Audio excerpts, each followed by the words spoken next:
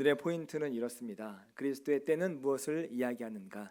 이제 조금 아시겠죠? 때에 나오니까, 요한복음의 때에 나오니까 아시겠죠? 사람의 때가 있었고 하나님의 때가 있습니다. 하나님의 때는 언제죠? 십자가에 달리시는 그때, 절기로 하면 6월절입니다. 사람의 때는 조금씩 달라요. 2장에도 나오고 계속 조금씩 나옵니다. 오늘 형제들이 이야기하는 때가 또 나오고 또 형제들에게 이야기하는 때에 맞춰서 하나님은 그렇지 않다, 이 때가 내 때다 라고 하는 걸 이야기합니다. 그러면 우리가 어떻게 그리스도를 알 수 있는가, 진짜와 가짜를 어떻게 판별할 수 있는가 라고 하는 두 가지의 큰 포인트를 갖고 함께 은혜를 나누고자 합니다. 그리스도의 때, 우리가 너무나 많이 들었습니다. 요한복음은 계속 하나님의 때, 그리스도의 때, 그리고 사람들이 이야기하는 그 때를 이야기하고 있습니다. 예수께서 이르시되 내 때는 아직 이르지 아니하였거니와 너희 때는 늘 준비되어 있느니라. 오늘 요한복음 7장이 주제인데 또 때에 대한 이야기를 지금 하고 계십니다. 어떤 거냐면 이런 겁니다. 형제들이 있습니다. 예수님의 형제들, 동생들도 있을 거 아니에요. 가장 큰 오빠이기도 하고 형이거든요. 이런 의문을 갖고 있는 겁니다. 왜 우리 형님은 왜 묻혀서 지내시는가? 왜 숨어서 지내는가? 왜 이 갈릴리 촌구석에서 지내는가? 저기 변두리 말고 중앙으로 좀 진출했으면 좋겠는데, 예루살렘으로 좀 진출했으면 좋겠는데 왜 우리 형님은 능력도 있는 것 같은데 라고 하면서 2장에서 나오는 이야기를 이렇게 이야기합니다. 물을 포도주로 만드는 거 보니까 우리 형님 능력이 있는 것 같아. 좀 뭔가 배우진 않았지만 뭔가 능력이 있는 것 같고 심지어 더딥혀서 신적인 능력도 있는 것 같아 라고 하는 겁니다. 또 요한복음 5장에 나오는 우리 형님이 38년 된 병자를 고치셨잖아. 이 정도 되면 여기 말고 좀 중앙에 진입해서 조금 유명해지셨으면 좋겠다 라고 하는 이야기를 7장 3절과 4절에서 이렇게 이야기합니다. 형님은 여기를 떠나 유대로 가셔서 거기에 있는 형님의 제자들도 형님이 하시는 일들 좀 보게 하십시오. 알려지기를 바라면서 숨어서 일하는 사람 없습니다. 형님이 이런 일을 하는 바에는 자기를 세상에 드러내십시오 라고 동생들이 이야기하는 거예요. 동생들이 보기에는 우리의 형이 좀 능력이 있는 것 같으니까 옛날에 우리 그 장난만 잘 살면 되잖아요. 그렇죠? 기둥뿌리 뽑아서 장난만 잘 되면 집안의 모든 것들은 다 해결된다 라고 하는 정신이 이때도 있었던 것 같아요. 딱 보니까 형님 말고는 출세할 사람이 없는 것 같죠. 그래서 형님이 조금 예루살렘으로 갔으면 좋겠다, 그런 이야기를 지금 하는 겁니다. 근데 그리스도의 때를 이야기하는 겁니다. 예수님이 왜 이런 이야기, 동생들이 왜 이런 이야기를 했냐면 예수님의 긴 시간 동안의 사역은 갈릴리에서 지내셨습니다. 갈릴리라고 하면 변두리예요. 총구석입니다. 우리 빌립이 뭐라고 이야기하죠? 나사렛에서 무슨 선한 것이 나겠느냐라고 하는 겁니다. 어떻게 이런 총구석에서 그리스도 메시아가 나타날 수 있겠느냐라고 하는 겁니다. 그러니까 이름이 알려지려면 어디로 가야 돼요? 사람은 나면 어디로 가요?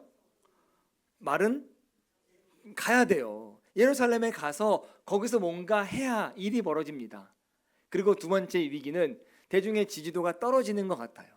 막 형님이 인기가 오를 때 내가 짜잔 하고 예루살렘에 나타나야 되는데 계속 여기에 숨어 계시는 것 같은 거죠. 인기가 점점 떨어지는 것 같아요. 노는 언제 져야 돼요?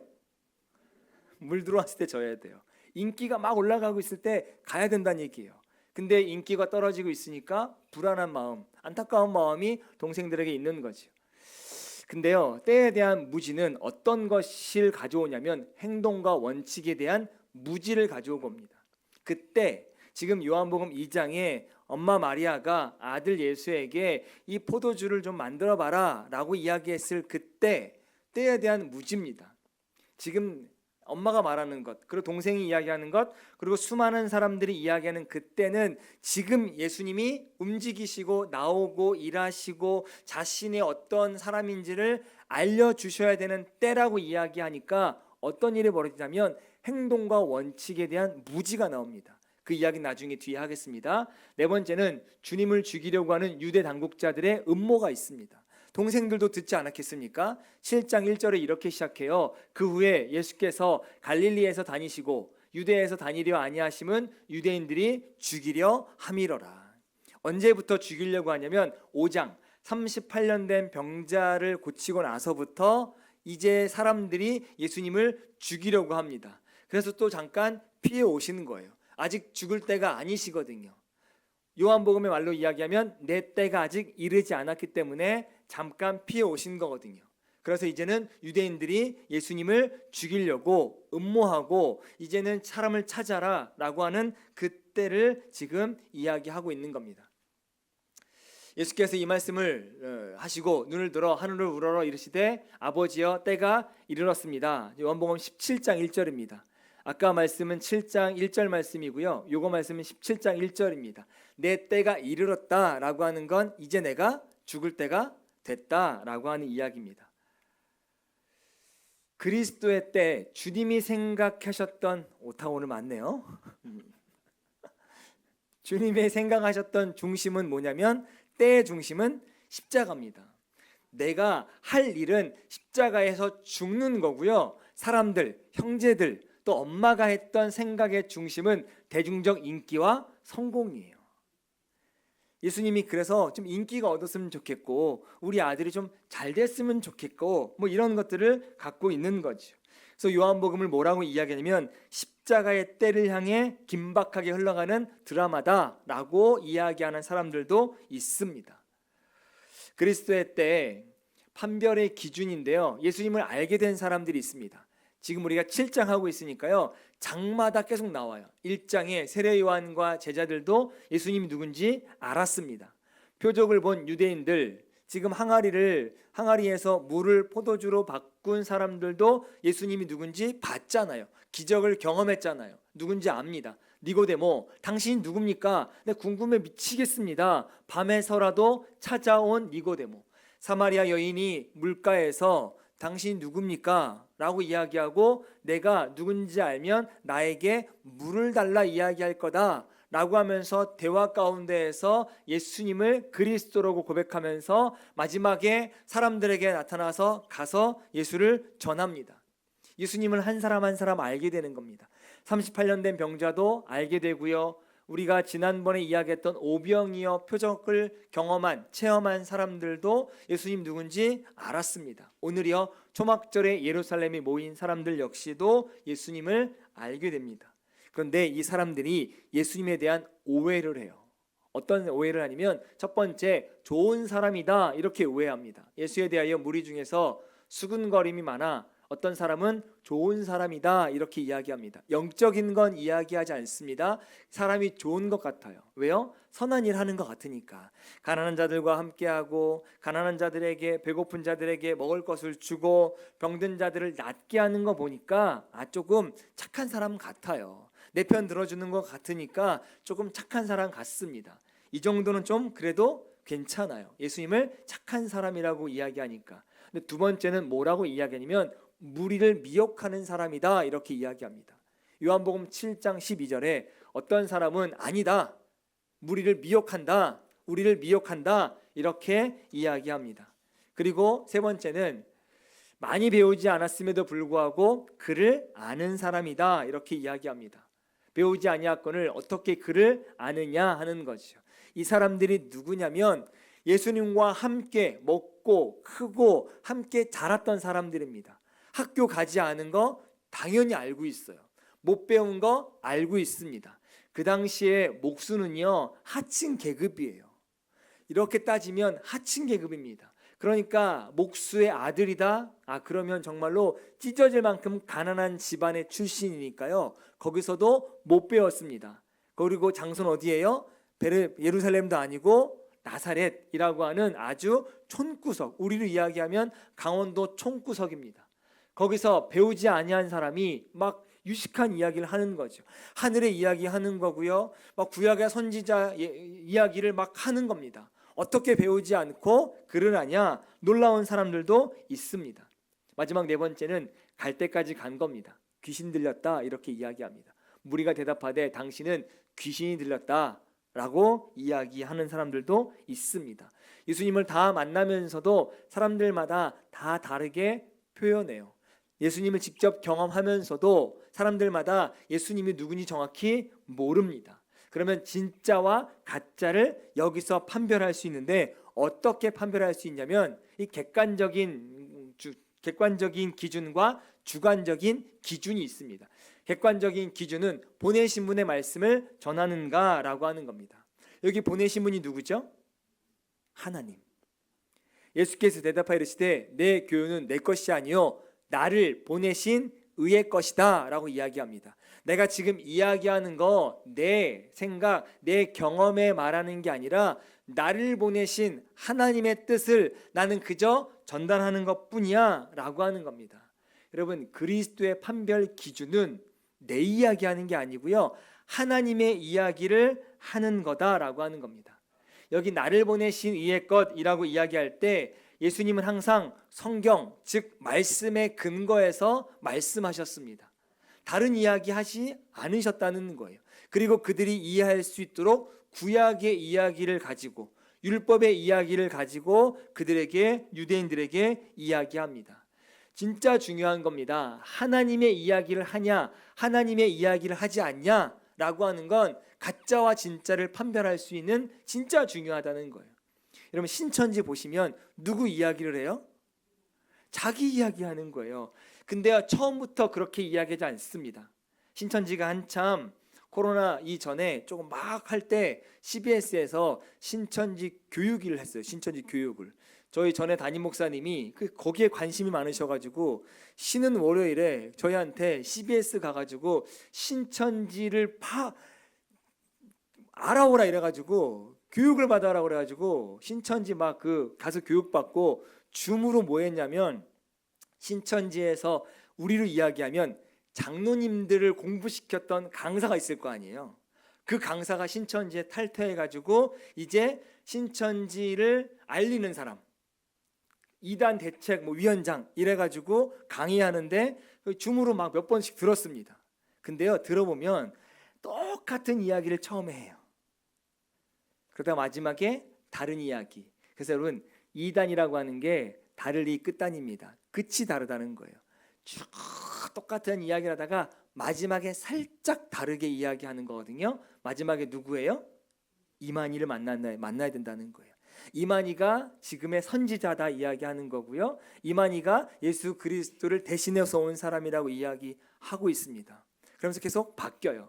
여러분, 요한계시록에 14만 4천 명의 숫자가 정확히 나와요. 그렇죠? 신천지가 처음에 14만 4천 명만 만들어지면 이 땅이 이제 망한다고 그랬습니다. 예수 그리스도가 재림한다고 그랬어요. 지금 신천지 인원이 14만 4천이 넘었을까요? 안 넘었을까요? 넘었습니다. 뭐라고 바뀌어요? 진짜 14만 4천 명이 모일 때까지 이 숫자는 아직 유의한다는 겁니다. 막 말이 바뀌는 거예요. 근데 우리가 알고 있지만 성경이 바뀌어요? 성경은 바뀌지 않습니다. 말씀에 근거한 예수 그리스도의 말씀은 바뀌지 않는다는 거예요. 신천지만 이야기하면 좀 그렇지만 우리 목사들도 자기 이야기하는 사람 얼마나 많습니까? 강대상에서 자기 이야기하고, 서운한 이야기하고, 부족한 이야기하고, 뭐가 필요한 이야기하고, 그러면 앉아있는 성도들이 그거 듣고서 마음이 쨍하고 또 마음이 불편한 거 있으면 채워지기도 하고 막 그렇잖아요. 말씀만 전해야 되는데 계속 하늘의 말씀을 전하기보다는 자신이 필요한 거, 자신이 하고 싶은 이야기들을 할 때가 너무나 많다라고 하는 겁니다. 객관적 두 번째는 하나님의 영광을 구하는가라고 하는 겁니다. 그리스도의 판별 기준의 가짜와 진짜는 하나님의 영광을 잇느냐 아니면 사람이 영광을 가져가느냐라고 하는 겁니다. 스스로 말하는 자가 자기 영광만 구하되 보내신 이의 영광을 구하는 자는 참되니 그 속에 뭐가 없다고요? 불의가 없대요. 그 위에 스스로 말하는 자가 자기 영광만 구하는 건 가짜입니다. 근데요, 보내신 이 하나님의 영광을 구하는 자는 참되고 그 속에 불의가 없다는 겁니다. 하나님의 의가 가득하기 때문에 하늘의 이야기만 하고 말씀의 이야기만 하고 진리의 이야기만 한다는 겁니다. 믿음과 구원의 이야기만 한다라고 하는 겁니다. 여러분, 목사가 하나님 말씀을 전하는 사람이고요, 하나님의 말씀을 대언하는 사람이지 내 경험과 내 지식을 자랑하는 사람이 아니잖아요. 제가 이거 준비하면서 한국교회 강단이 왜 무너졌을까라고 하니까 어느 날부터 그 설교 안에 뭐가 없어졌냐면 복음이 없어졌어요. 어떻게 하면 잘 사는지, 어떻게 하면 유쾌하게 사는지. 제목이 보면 너무 안타깝은 게 많아요. 어떻게 하면 행복하게 사는지, 이런 이야기들을 하고 있습니다. 어떻게 하면 착하게 사는지. 그럼 그거 예수가 안 믿어도 행복하게 살아갈 수 있고요, 예수 안 믿어도 기쁘게 살아갈 수 있고요, 그들이 더 행복하게 살아갈 수도 있을 것 같아요. 근데 그거 이야기하는 게 예배가 아니고 설교가 아니잖아요. 구원을 이야기해야 되고 복음을 이야기해야 되고 예수를 이야기해야만 된다고 생각합니다. 근데 그게 빠지고 알맹이만 쏙 빠져서 다른 것만 이야기하고 들어가는 겁니다. 저는 그게 한국 강단의 교회가 강단이 무너진 여러 이유가 있겠지만 또 그중에 큰 이유가 아닌가라고 생각합니다. 그래서 저는 계속 예수의 이야기를 계속 하려고 합니다. 끊임없이 예수 이야기, 끊임없이 복음에 대한 이야기, 구원에 대한 이야기. 근데 무슨 일이 벌어지냐면, 이게 지금은 괜찮지만 여러분 제 설교 한 3년쯤 들으면 아유, 또 설교, 또 예수야? 딴 거 없어? 이럴 수도 있어요. 근데 끝까지 저는 예수만 전할 거고요, 네, 복음만 전할 겁니다. 그래서 중간중간에 여러분이 원치 않은 회개 이야기도 굉장히 많이 할 겁니다. 네, 우리 회개하고 죄인이다 라고 이야기하면 내가 대체 뭐가 죄졌어? 이렇게 이야기한다고 요즘에 한국교회 교인들이 그렇게 이야기해서 다른 이야기 많이 한다고 그러는데 아닙니다. 여러분, 보내신 이의 영광을 구하는 자, 보내신 이가 하기를 원하는 말을 하는 게 그게 설교고요. 설교는요, 여러분을 설득하는 게 아닙니다. 선포예요. 회개하라, 천국이 가까이 왔느니라 선포하는 거잖아요. 그게 설교거든요. 그렇게 할 수 있도록 여러분도 끝까지 3년쯤 들어도 어제 들은 것처럼, 새로 들은 것처럼 아멘 많이 해주시면 제가 끝까지 보낸 이의 영광을 구하는 자 될 수 있도록 노력하겠습니다.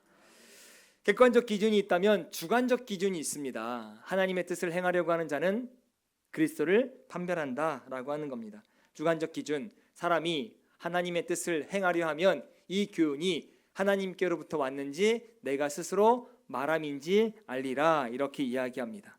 신앙생활의 깊이는 분별함과 굉장히 깊이 연관이 있습니다.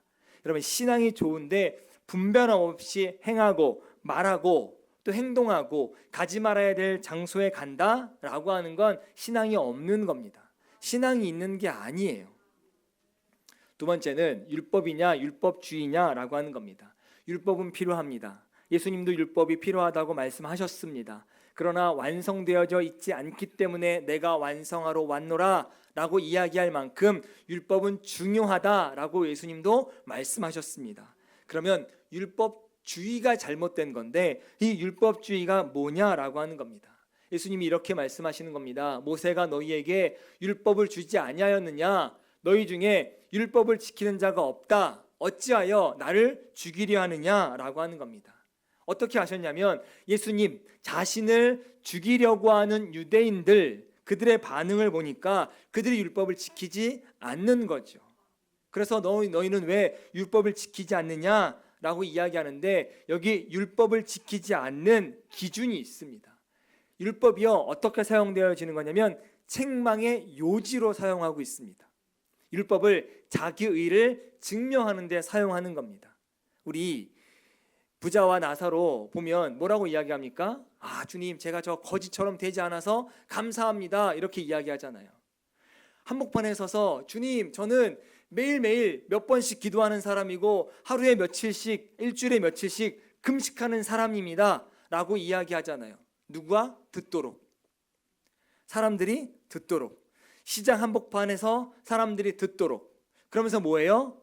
나는 그런데 너는 그렇지 않지 라고 하면서 나는 괜찮은 사람이야, 대단한 사람이야, 너는 그런 사람이 아니지 라고 증명하는데 율법을 사용하는 겁니다. 이게 율법주의자입니다.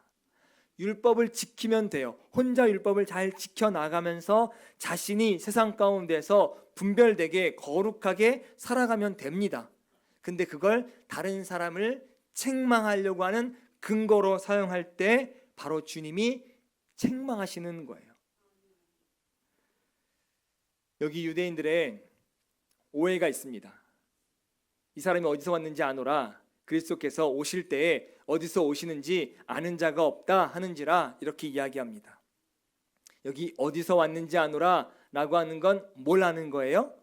출신 배경, 고향, 부모, 형제, 그리고 그 집안의 경제적 상태, 이런 걸 아는 겁니다. 무지하는 거예요. 지금 예수님에 대해서 전혀 무지한 겁니다.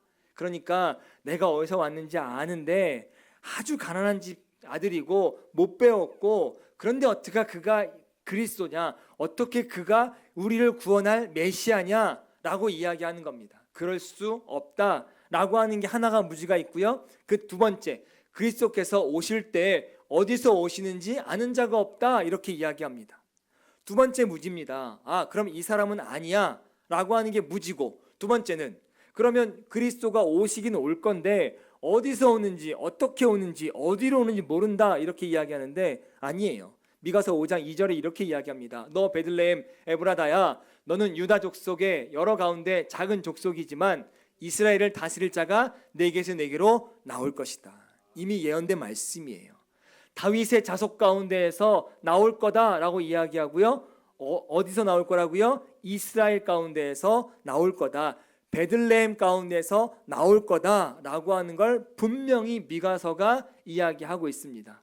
그러니까 그 앞장에 예수가 어디서 왔는지, 또 예수가 그리스도가 아니어도 또 다른 그리스도가 온다 할지라도 어디서 오는지에 대한 무지, 하나님에 대한 무지, 율법에 대한 무지가 예수님에 대해서 잘 모르고 대할 수밖에 없다라고 하는 겁니다. 여러분, 그래서 우리가 성경을 알아야 돼요. 무지하면 예수님이 직접 오셔도 모를 수밖에 없습니다. 좀 배운 사람이네, 아니 어떻게 알아? 좀 유명하신 목사님이네, 말을 좀 잘하시네 라고 할 수도 있어요. 정말로 예수님이 오셨다 한들. 그래서 우리가 말씀을 알아야 되고요. 그 말씀 가운데에서 하나님도 알아야 되고, 예수도 알아야 되고, 성령도 알아야 되고, 그 모든 방법들을 다 알아야 합니다. 그래야 그 무지 가운데에서 예수에 대한 오해가 없어지기 시작합니다. 그러면 성경을 다 알면 되냐? 또 그렇지도 않아요.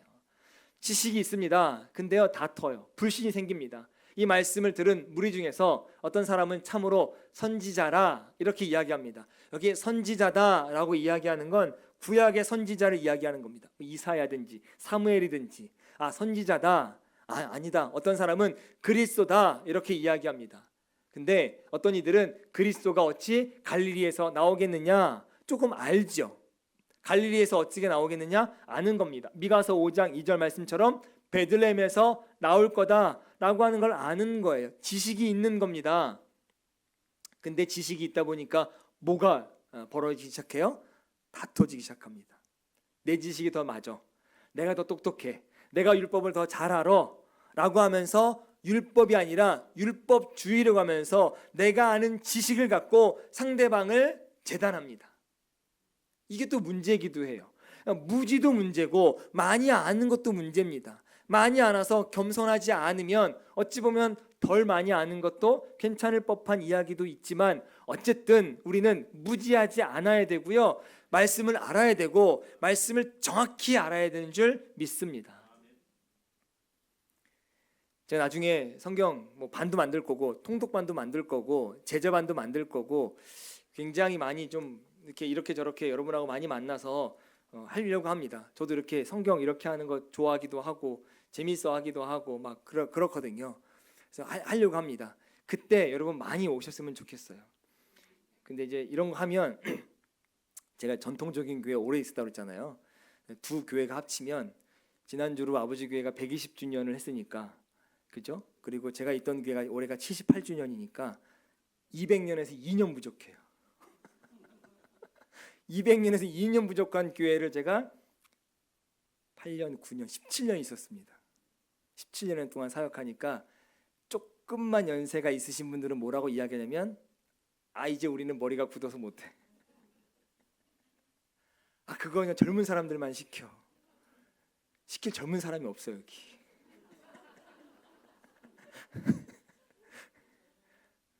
젊으신 누구? 최은정 선생님? 아, 저 권사님 여기서 젊으신 축에 속해요. 네. 맞아. 젊으신 축에 속한 축이에요. 상대적입니다.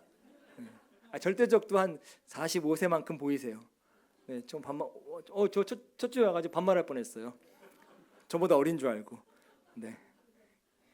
이쯤이면 됐죠? 네. 그래서 그거 상관없이 말씀은요 끝까지 배워야 돼요. 만약에 오늘 들었고 내일 잊어먹어도 그래도 배우셔야 돼요. 그러니까요 나이에 상관없이 그리고 신앙의 연수에 상관없이 오셔서 말씀 공부하셨으면 좋겠습니다. 제가 잠깐 계획을 말씀드리면 제가 원래는 1년부터 신구약을 일독하는 거 제가 매년 할 건데 내년부터는 무조건 할 건데 올해는 제가 그걸 못하면서 안타까운데 5월부터 구약과 신구약을 읽으려니 굉장히 빠듯해요. 그래서 포기했습니다. 구약은 신약만 읽으려고 합니다. 조금 여유롭게 시간을 두고 제가 5월 지나고 나면 공고할 겁니다. 저랑 일독반 하실 분들 이렇게 해서 할 거니까 그때 많이 참석해 주시고 또 그러면 또 만나서 뭐 읽냐 아닙니다. 집에서 읽으시면 돼요. 그리고 그냥 카톡방에 아멘만 하시면 돼요. 그리고 좀 더 하실 분들은 묵상도 하시고 큐티도 하시고 제가 다 그런 거 할 건데 어쨌든 우리가 무지하면 안 되고요. 일단 하나님에 대한 지식은 있어야 됩니다. 왜냐하면 예수님도 뭔가 다 말할 때 근거가 뭐라고요? 말씀이었어요. 말씀. 다른 거 가지고 말씀하는 게 아닙니다. 저도 제 생각 이야기하지 않으려고 그래요. 웬만하면 다 성경에서 갖고 가려고 그러고요. 구약은 신약의 그림자잖아요. 그러면 신약에서 이해 안 되는 건 구약에 있고요. 구약에서 이야기하는 건 보여지는 건 신약에 다 있어요. 그거 없이 이야기하는 건 그건 자기 생각이고 잘못된 해석일 수도 있거든요. 그래서 지식이 있어야 되고요. 그러나 우리 가운데 뭐가 없어야 되면 다툼과 불신은 없는 말씀 앞에 순종한 하나님의 자녀 됐으면 좋겠습니다. 자, 성경에 이르기를 그리스도는 다윗의 씨로 또 다윗이 살던 마을 베들레헴에서 나오리라 하지 아니하였느냐 이렇게 이야기합니다. 성경에 정확히 이야기하는 겁니다. 저기 성경은 미가서 5장 2절 말씀일 거예요. 미가서 5장 2절에서 말하기를 이렇게 이야기하는 겁니다. 그리스도는 다윗의 씨로 다윗의 자손 가운데에서 베들레헴에서 나온다. 알고 있는 겁니다. 근데 지식이 있지만 다투기 시작하는 겁니다. 자, 그러자 예수님이 향한 적극적 공격들이 생기기 시작합니다. 사내들인 공의에서 예수님의 체포를 명령합니다. 드디어 명령하기 시작합니다. 5장에서 잡기로 사람들이 마음을 먹고 예수를 신고하고 조사하다 보니까 이제는 잡아야 되겠다. 안 그러면 큰일 나겠다라고 생각했던 것 같습니다. 그래서 요한복음 7장 32절부터 44절까지는 예수님을 체포하라고 하는 명령이 떨어집니다. 그런데 못 잡아요. 쉽게 못 잡아요. 그 중에 그를 잡고자 하는 자들도 있으나 손을 대는 자가 없더라. 왜 없을까요? 그렇죠? 정답은 땐데요. 사람들이 못 잡은 이유 중에 하나는 예수님의 권위 때문에 함부로 못 다가가는 겁니다. 지금 뭘 봤어요? 2장에서 물을 포도주 되는 거 봤죠? 니고데모는 밤에 찾아왔으니까 모를 수 있어요. 4장에 어쨌든 수가성 여인 때문에 사람들도 뭔가 듣긴 들었어요. 그렇죠? 5장에서는요. 38년 된 병자를 고쳤어요. 계속 지금 뭔가 보고 있어요. 뭔가 보고 있어요. 내가 잡았다가 내가 큰일 나면 어떡하지? 라고 하는 걱정과 염려가 이 사람들 안에 있는 거죠. 그러니까 손을 못 대는 겁니다. 그리고 이렇게 이야기하는 겁니다. 아랫사람들이 대답하되 누군가 시켰을 거 아닙니까? 경찰 대장이 쫄병을 시켰을 거 아니에요. 아랫사람이 대답하되 그 사람이 말하는 것처럼 말한 사람은 이때까지 없었나이다. 그 사람이 말하는 것처럼 말한 사람은 예수님을 이야기하는 겁니다. 그러니까 뭐가 있는 것 같아요. 난 잘 모르겠는데 뭐가 있는 것 같아요. 그래서 뭐가 쉽게 접근할 수 없을 것 같고 쉽게 잡을 수 없을 것 같아요 라고 이야기하는 겁니다. 그래서 예수님을 향한 적극적 공격은 있었지만 잡지 못하는 일들이 있습니다. 그러면서 예수님이 이제 죽으러 가실 날이 이제 얼마 안 남았습니다. 점점 죽으러 다가오십니다. 그러면서 이렇게 이야기합니다. 그들이 예수를 잡고자 하나 손을 대는 자가 없더라. 이는 그의 때가 아직 이르지 아니하였다. 이렇게 이야기합니다. 그의 때가 아직 이르지 아니하였다. 예수님이 십자가에 달릴 때 주도권은 누가 잡고 계시는 거예요? 하나님이 잡고 계신다는 거예요. 사람이 잡아 넣을 수 없다는 겁니다. 모든 시간표, 계획표, 일정표는 하나님 손에 있다라고 하는 겁니다. 잡고자 하나, 또 누군가는 잡을 사람이 있었습니다. 잡고자 하는 사람이 있었습니다. 근데 손을 대는 자가 없는 이유는 무서워서 두려워서 손을 못 대는 사람들도 있었지만 하나님께서 막으시는 거죠. 예수님이 잡혀가지 못하도록 막으시는 겁니다. 그래서 그의 때가 아직 이르지 아니한 시간이 요한복음 7장에 나옵니다. 그러면서 갑자기 어떤 이야기 하시냐면 성령에 대한 이야기를 37절부터 이야기하셔요. 명절, 끝날, 곧 이렇게 이야기하는데요. 지금 여기 명절은 초막절입니다. 초막절 그리고 끝날 이렇게 이야기하니까요. 8일째예요. 초막절 8일째 되는 날 예수께서 서서 외쳐 이르시되 누구든지 목마르거든 내게로 와서 마시라. 나를 믿는 자는 성경의 이름과 같이 그 배에서 생수의 강이 흘러나온다. 이렇게 이야기합니다. 누구든지 목마르거든 내게로 와서 마시라. 많이 들어보지 않으셨어요? 어디에 나온 이야기죠? 그죠? 이제 점점 반응이 나오기 시작하는 것 같아요. 요한복음 4장 수가 여인에게 하셨던 이야기입니다. 그러면서 그 배에서 생수의 강이 흘러나온다라고 한 이야기가 이게 성령입니다. 여기가 성령을 이야기하는 겁니다. 근데 39절에 이렇게 이야기해요. 이는 그를 믿는 자들이 받을 성령을 가리켜 말씀하신 것이다. 그죠? 배에서 생수를 이야기하는 것, 성령을 이야기하는 겁니다. 근데 예수께서 아직 영광을 받지 아니하셨으므로 성령이 아직 그들에게 계시지 아니하였다. 이렇게 이야기합니다. 여기 영광을 받지 않으셨다라고 하는 이야기는 그러면 성령은 배에서 생수의 강은 어떻게부터 시작되냐면 영광을 받으셔야 성령이 오시는구나 라고 하는 겁니다.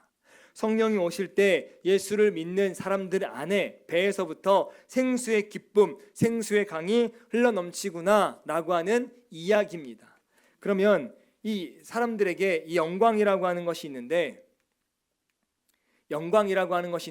성령을 주신다는 약속, 그리스도의 죽음과 부활로 성취된다라고 하는 건데요. 영광을 먼저 받으시는 거예요. 영광을 받는다라고 하는 건 뭐냐면 그리스도의 죽음과 부활과 관계가 있는 겁니다.